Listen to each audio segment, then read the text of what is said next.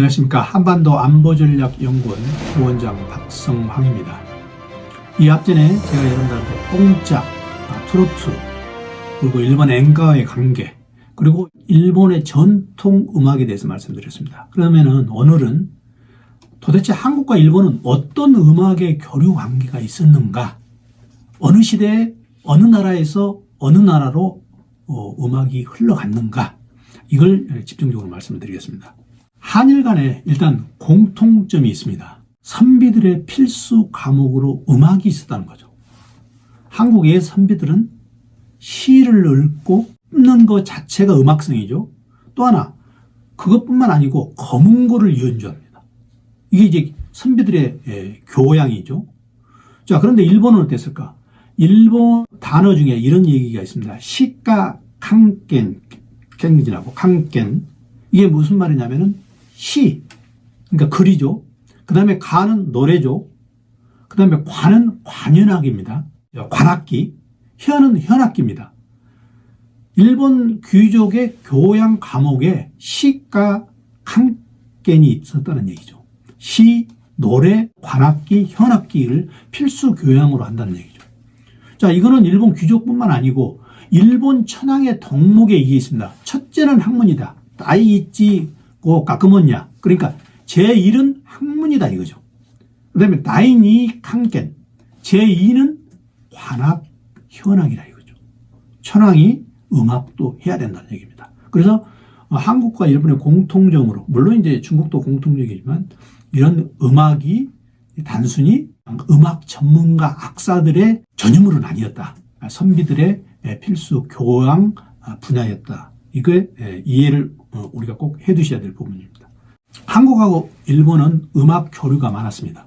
특히 이제 백제로부터 영향을 많이 받았는데 백제악, 그리고 신라악, 고구려를 고려악이라고 하는데 또 당나라로 해서 전해온 걸 당악이라고 하죠. 당악. 고대 시대에 이런 음악이 들어갔는데 그 중에 또 우리가 특이할 만한 게 있습니다. 백제악사란 얘기가 있고 백제악생이란 얘기가 있습니다. 그런데 이게 무슨 의미냐면은 백제악사라는 것은 백제에서 본국인이 일본에 가가지고 악기를 연주하는 걸 백제악사라 하고, 백제악생은 뭐냐면은 과거에 백제에 살았던 사람들이 지금 일본에 살면서 악기를 연주하는 걸 백제악생이라고. 그러니까 이 두 개를 구분할 정도로 백제 음악이 많은 일본 고대 음악에 영향을 미쳤다는 겁니다. 중국의 음악을 보통 당악이라고 하는데 이게 일본말로 하면 도가크입니다. 그 다음에 한국의 음악은 전체적으로 백제, 신라, 고려악을 통틀어서 고마가크라고 합니다. 고마라는 말이 고래란 말이죠. 그래서 고려 시대에는, 고대 시대에는 중국계 음악, 한국계 음악이 많은 영향을 미쳤다. 그리고 그 도가크나 고마가크가 합해서 부가크라고 하는데 이 부가크를 연주하는 걸 부가크예라고 했다. 그래서 궁중음악에 특히 많은 영향을 미쳤다는 거죠.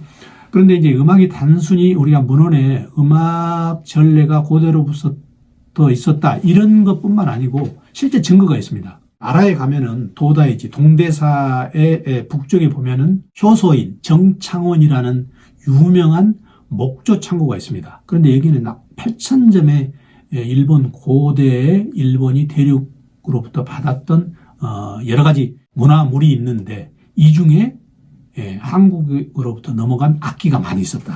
특히 이제 신라금 같은 게. 그래서 음악이 과거에 분명히 전래가 됐다. 이렇게 우리가 지금 판단을 하고 있습니다. 전체적으로 한국과 일본의 음악 교류사를 보면 이렇습니다.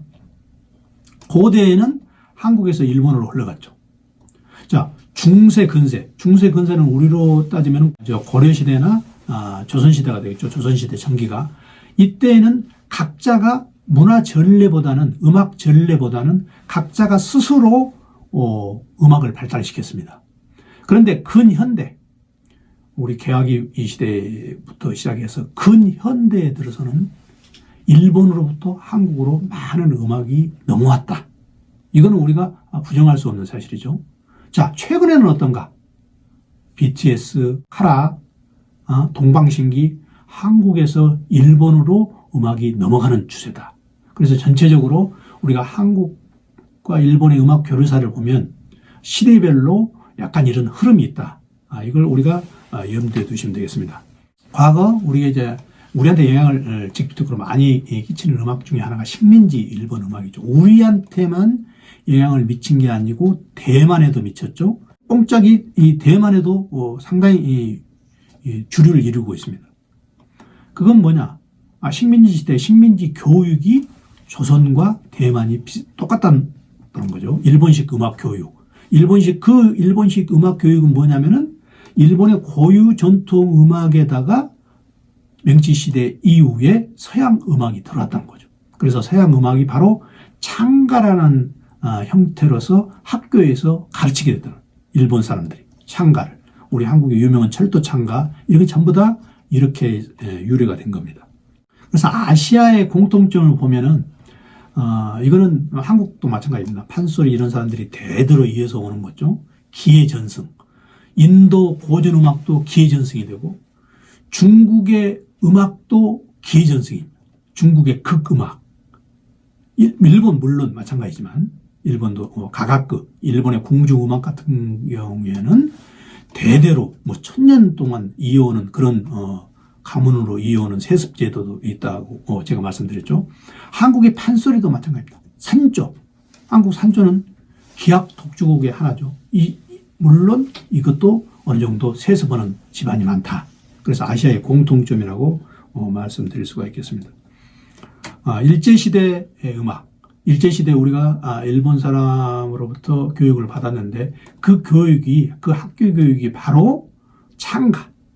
창가는 바로 일본 시대 일본 궁중음악에서 악사들이 만든 겁니다. 일본 전통음악을 하는 궁중음악의 악사들이 창가를 만들었어요. 서양 음악을 거기에 융합을 시켜서.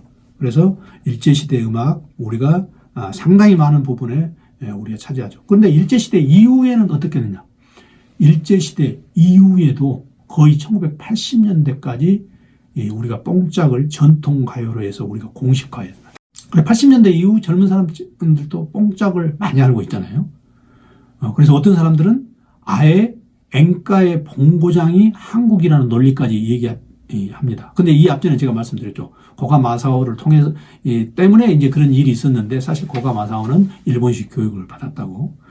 그리고 우리가 1980년대까지만 해도 일본 음악과 가수들이 한국에서 우상화됐었습니다.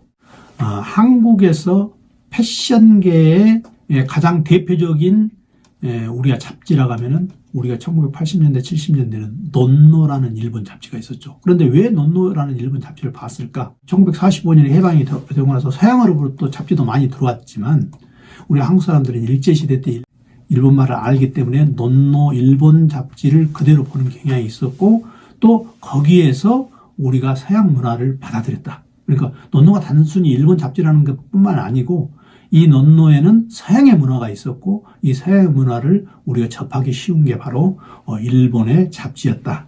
그래서 우리가 1970년대, 80년대까지도 이런 대학가에 이런 경향이 많이 있었다는 걸 우리가 참고로 알아둘 필요가 있습니다. 당시 이 한국에서는 많은 우려가 있었죠. 일본 문화를 우리가 받아들여서 문화 종속이 되지 않느냐 그런 논란이 많이 있었죠. 그래서 노태우 대통령 당시에도 우리가 문화 교류를 하고자 했지만 이런 국내에 많은 우려가 있어서 사실 주저주저했습니다. 특히 이제 일본 위성방송 팔라볼라 안테나가 있죠. 팔라볼라 안테나를 들여오면은 우리 한국에서 일본의 문화가 종속이 된다. 이렇게 해가지고 팔라볼라 안테나를 우리가 수입을 금지를 시켜야 된다. 이런 많은 논란이 있었습니다. 그런데 결국 이제 그러니까 팔라볼라 안테나를 우리가 가져왔죠. 가져오면서 우리가 이 문화 종속의 우려를 불식시키고 지금은 우리의 문화가 일본으로 지금 전달이 되고 있는 그런 상황입니다. 그 대표적인 게 바로 한일 문화 개방에 노태우 대통령부터 시작을 해서 그게 결실을 맺은 게 김대중 대통령의 김대중 오부지 선언입니다. 그게 바로 뭐냐면 한일 파트너십 공동선언인데 이때 이게 1998년 정도 되죠. 이때 한국과 일본은 완전히 문화를 거의 개방했다고 봅니다. 그런데 이게 얼마나 큰 영향이 있었냐면 바로 이 한류가 중국과 동남아를 통하는 하나의 루트, 그리고 일본을 통해서 일본의 J-팝 루트가, 원래 일본에는 일본과 서양이 통하는 루트가 있었습니다. J-팝 루트라고. 일본과 서양, 프랑스, 영국 이런 데 통하는 루트가 있었는데 그 루트를 이용해서 한국이 한류가 일본으로 가서 한류가 그 루트를 통해서 일본 루트를 통해서 서양으로 전달이 됐습니다. 그래서 이 한일 문화 개방이 엄청난 영향을 미쳤다. 우리 한류에. 지금 우리가 한류는 미래의 먹거리 산업이죠. 이런 측면에서 한일 음악 교류 이런 문제에 대해서는 우리가 과거의 외색 가요다. 이런 걸 우리가 따지는 그런 구시대의 발상을 벗어나야 된다. 그 말씀을 드리면서 여러분들한테 시청에 감사 뜻을 표합니다. 고맙습니다.